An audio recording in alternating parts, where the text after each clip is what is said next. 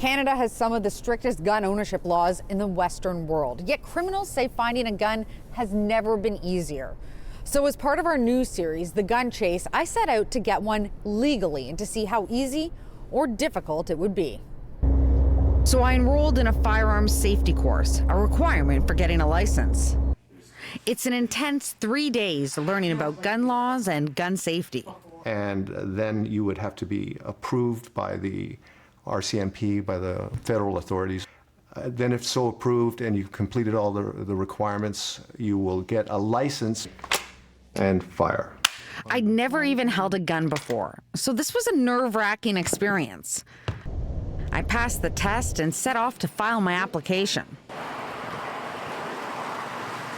So it's supposed to take a few months to get a license. And while I wait, I head over to Target Sports to meet with J.R. Cox, a gun rights advocate who owns ranges and stores across Canada. So why do people want guns? What are they using them for?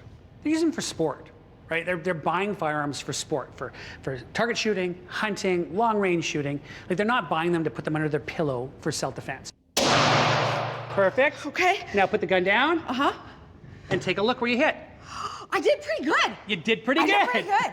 The guns, I anticipated them being heavy, right? I knew that they were going to be heavy, but just how hard it was to actually hit a stationary target. Well, that's also why people have to practice.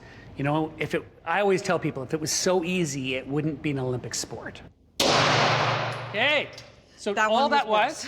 So having a gun is a big responsibility. How strict are the rules really? There's I think, the right amount of diligence, and then you get a firearms license. All of your information goes into the CPIC, so the Canadian Police Information Computer System. The Firearms Center gets a report every day on every firearm owner. And so if there's an issue, if your name pops up on a police report because you're tagged because you have a firearms license, boom, a report will come out. So you could have just been a witness in an accident. You come up, and they will look to see whether they need to investigate you further. So unlike the sex registry, which doesn't have the same scrutiny, we're moving on to the revolver. Once you're licensed, you're on the police's radar. Sure you go, and that's after you get your license. Who is the government trying to prevent from getting a gun? On the face of it, they're trying to prevent mentally unstable people, people with criminal backgrounds, people who have some flag that would indicate that they're a potential danger to themselves or other people. According to Statistics Canada, 75% of deaths by gun are suicides, suggesting mental health is at least as serious of a concern when issuing a license as criminality. Given the intensive background checks and the level of scrutiny license holders face, it isn't surprising that very few criminals go this route. You watch of all the shootings going on, and there's been a rash of shootings. Not one of them was a licensed, legal firearms owner. Even the head of Toronto's Guns and Gangs unit concedes most of the guns they come across aren't registered to licensed firearms holders. Illegally possessed is pretty much every time that we seize firearms.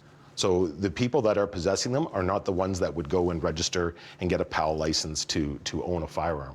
It's been 8 months since I started my process of becoming a licensed firearms holder, and I still don't have my license. Clearly, criminals are getting their guns a faster and likely illegal way. And that's something that we'll examine tomorrow in the next episode of The Gun Chase.